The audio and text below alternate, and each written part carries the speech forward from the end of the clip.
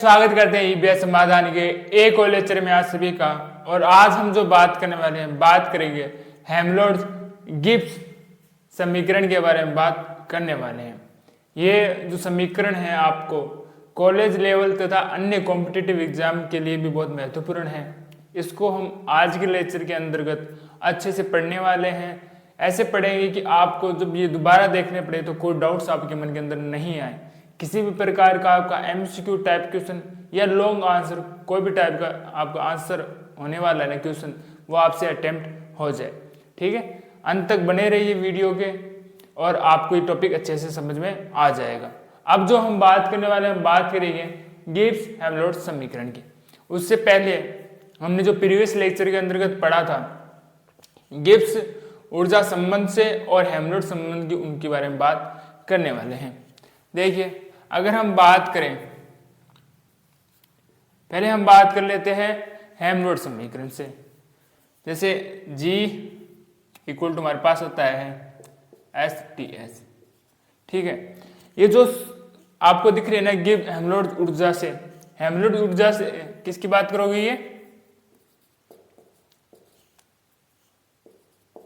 जब हम बात करते हैं ना हेल्महोल्ट्ज ऊर्जा से, ये हमारे पास हेल्महोल्ट्ज ऊर्जा है।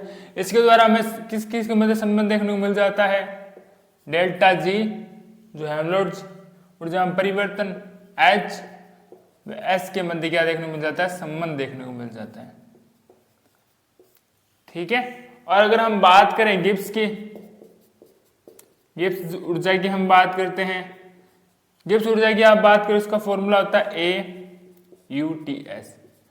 ठीक है, जो गिब्स ऊर्जा है उनके मध्य संबंध किसमें देखने को मिल जाता है आपको? Delta A delta U way TS के बीच क्या देखने को मिल जाता है आपको? संबंध देखने को मिल जाता है।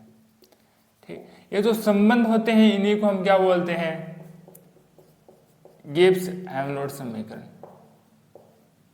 इन्हीं संबंधों को हम क्या बोलते हैं? गिब्स हेल्महोल्ट्ज समीकरण हम कहते हैं। ठीक है, जो गिब्स हेल्महोल्ट्ज ऊर्जा होती है उस ऊर्जा की अगर बात करो, डेल्टा G डेल्टा H व डेल्टा S के बीच संबंध को बता रहे हैं, स्थापित कर रहे हैं।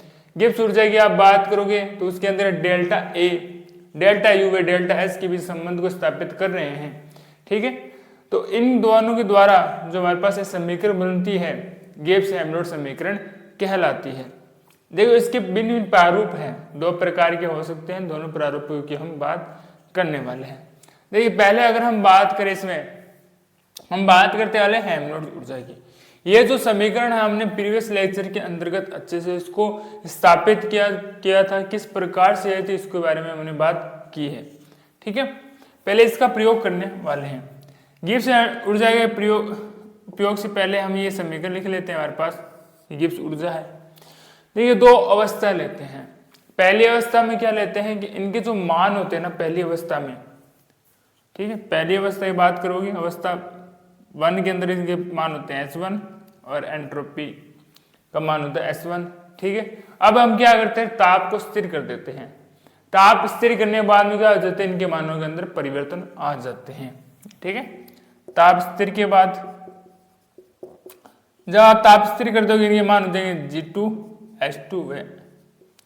ठीक है, अब इनमें परिवर्तन की बात करते हैं। जब दोनों स्थितियों में देखोगे परिवर्तन की, डेल्टा G में परिवर्तन क्या होगा? G2 माइनस G1 होगा। पता होगा डेल्टा S में परिवर्तन क्या होगा? S2 माइनस S1 होगा। इसी प्रकार डेल्टा H की बात करो, उसमें परिवर्तन क्या होगा? S2 माइनस H1 होगा। ठीक है, अब हम क्या कर लेते हैं? इसको समीकरण नंबर आप 1 दे दीजिए, इसमें हम 2 कर देते हैं। ठीक है, अब परिवर्तन के रूप में लिखते हैं इसको समीकरण 1 से, इसको हम परिवर्तन के रूप में लिखते हैं। जब आप समीकरण 1 को परिवर्तन के रूप में लिखते हैं, ये आ जाता है हमारे पास डेल्टा G T स्थिर दाब पर, यह आ जाता है माइनस का डेल S। समीकरण नंबर हमारे पास आ जाती है 3। इसी प्रकार से हम समीकरण 2 को भी परिवर्तन के रूप में लिखते हैं समीकरण 2 से, तो ये हमारे पास आ जाती है डेल्टा G डेल्टा H और डेल्टा TS। समीकरण नंबर 4। अब हम बात करते हैं समीकरण 3 में 4 की। ठीक है, समीकरण 3 व 4 से जब समीकरण 3 में 4 की अगर हम बात करें, इसमें वैल्यू रख देते हैं, हमारे पास आता है डेल्टा जी, फिर हम लिख देते हैं डेल्टा एच, फिर हमारे पास टी, डेल्टा जी, फिर हम लिख देते हैं टी, और ये हमारे पास आता है पी।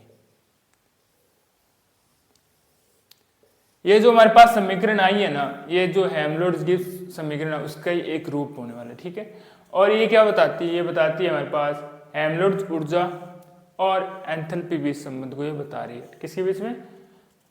हेल्महोल्ट्ज ऊर्जा और एंथैल्पी बीच संबंध को कौन बता रही है? इसके जो समीकरण नंबर बस एक आई है ये बता रही है, ठीक है। इसी प्रकार से समीकरण नंबर 2 की बात करेंगे, समीकरण 2 के लिए देखिए अब हम क्या करने वाले, जो समीकरण 2 है इसकी भी जो वैल्यू है, हमने इसका जो मान है प्रीवियस लेक्चर के अंतर्गत अच्छे से इसको ज्ञात किया, निकाला है, ठीक है। तो इसको एक बार के लिए समीकरण नंबर हम दे देते हैं 5। क्या देते हैं? 5 नंबर दे देते हैं समीकरण नंबर इसको, ठीक है। अब हम क्या करते हैं, फलन के रूप में देखते हैं। जो हमारे पास जो ए है ना उसको क्या लिखते हैं? फलन के रूप में लिख देते हैं। किस प्रकार से देखते हैं? जो गिब्स ऊर्जा है ना उसको एक बार के लिए मैं फलन मान लेता हूं, किसका? आयतन और ताप का।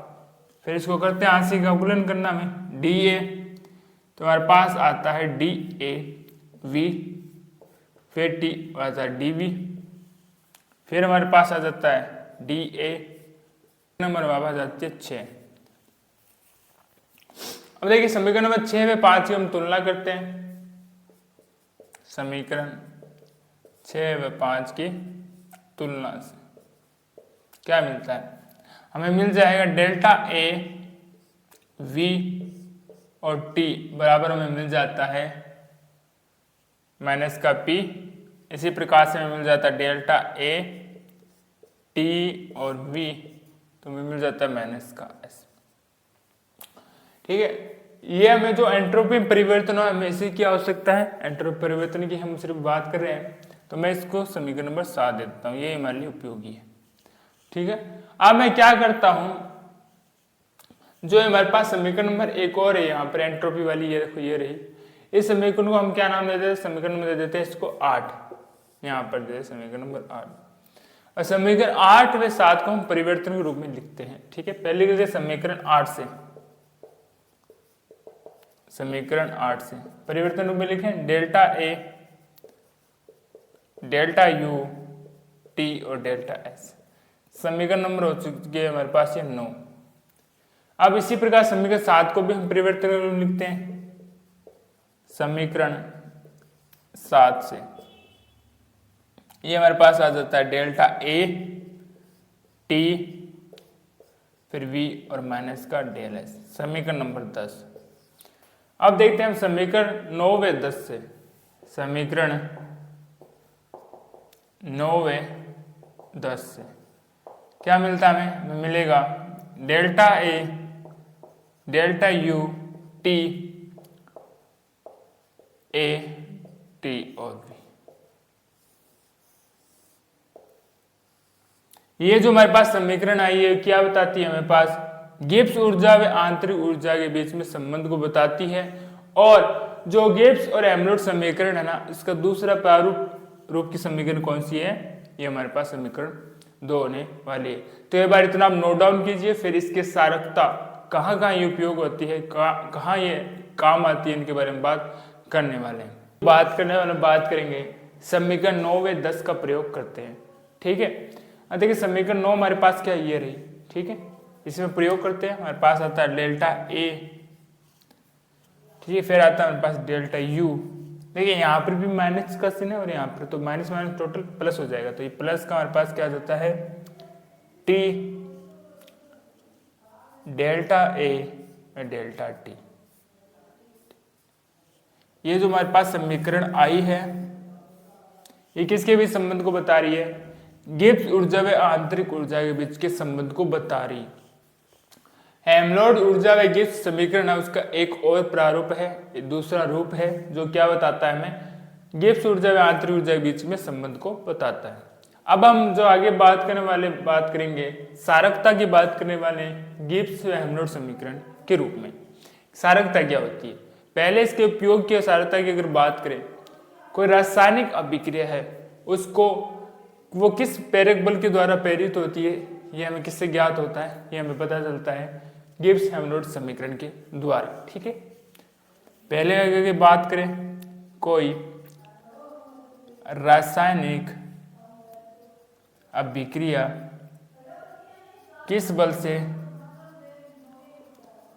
प्रेरित होती है, ठीक है, यह इस समीकरण से ज्ञात होता है। ठीक है, किस प्रेरित बल के द्वारा प्रेरित होने वाली है, किस बल से यह रासायनिक अभिक्रिया प्रेरित होने वाली है, अब गिब्स हेमलोड समीकरण द्वारा हमें पता चल सकता है। दूसरे की अगर हम बात करते हैं, अगर हम बात करें कोई उत्पाद है उसकी जो मुक्त ऊर्जा है, क्रिया कारकों की मुक्त ऊर्जा से इसकी वैल्यू मान उसका कम है, तो डेल्टा जी का मान क्या हो जाता है, वहां पर ऋणात्मक हो जाता है तथा वो परिक्रम क्या होता है, स्वतः परिक्रम होता है। परंतु अगर उत्पाद की मुक्त ऊर्जा और क्रिया कार्य की मुक्त ऊर्जा क्या हो बराबर होती है, वहां पर डेल्टा जी का मान होता है 0 और परिक्रम क्या होता है, साम्य के अंतर्गत होने वाला है। ठीक है, दूसरे की बात कर लेते हैं। अगर क्या हो, अगर मुक्त ऊर्जा की बात करें, मुक्त ऊर्जा, ठीक है, अगर क्या हो मुक्त ऊर्जा क्रिया कारकों की मुक्त ऊर्जा क्या होता है, ज्यादा हो किससे, उत्पाद से। ठीक है, उत्पाद की तो मुक्त ऊर्जा कम हो और क्रिया कार्य की मुक्त ऊर्जा ज्यादा हो, इस स्थिति में क्या होगा, डेल्टा जी हमें क्या मिलता है, ऋणात्मक, तो परिक्रम कैसा होगा, स्वतः। परंतु दूसरा देखते हैं इसका भाग, अगर मुक्त ऊर्जा की बात करें हम, ठीक है, क्रिया कारक बराबर किसके हो, उत्पाद के हो, वहां डेल्टा जी का मान क्या होता है, 0 होता है और परिक्रम क्या हो जाता है, साम्य के अंतर्गत हो, परिक्रम क्या होगा, साम्य के अंदर। तीसरी स्थिति देखते हैं समीकरणों के ही द्वारा, अगर मुझे क्या हो, जो गिब्स ऊर्जा है, ठीक है, या अगर मैं बात करूं हेमलोड ऊर्जा मुझे ज्ञात हो जाए, इसी के साथ ताप में परिवर्तन गुणांक, ताप गुणांक भी मुझे क्या हो, ज्ञात हो, तो मैं क्या ज्ञात कर सकता हूं, एंथैल्पी डेल्टा एच आंतरिक ऊर्जा को भी ज्ञात कर सकता हूं। ठीक है, किनकी सहायता से, गिब्स हेमलोड समीकरण के द्वारा। अगर मुझे कहीं डेल्टा ए ज्ञात है, डेल्टा जी ज्ञात है, साथ में ताप गुणांक भी मुझे ज्ञात है, तो मैं एंथैल्पी व आंतरिक ऊर्जा को ज्ञात कर सकता हूं। साथ में इसकी अंतिम बात आती है कि गिब्स हेमलोड समीकरण है ना, उनके द्वारा हम क्या करते हैं, जो गिब्स ऊर्जा है, हेमलोड ऊर्जा है ना, उस पर ताप के प्रभाव को भी प्रदर्शित करती है यह समीकरण। ठीक है, तीसरा लिख लेते हैं, यह समीकरण डेल्टा जी व डेल्टा ए पर ताप के प्रभाव को दर्शाती है, ताप के प्रभाव को दर्शाती है। ठीक है, ताप के प्रभाव को इस समीकरण दर्शाती है।